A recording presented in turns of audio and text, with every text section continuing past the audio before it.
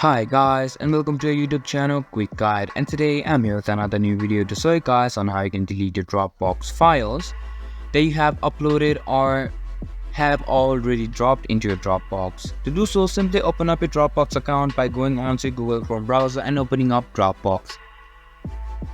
After opening up Dropbox, you can see that on your file section this is a folder right here.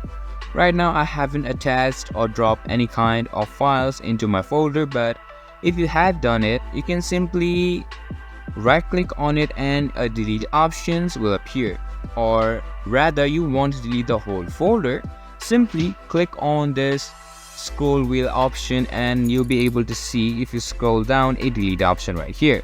Simply click on delete and now you can see that if you confirm your action, now the folder will be deleted from your Dropbox, and that is how you can delete your files and folders in your Dropbox from your PC or laptop.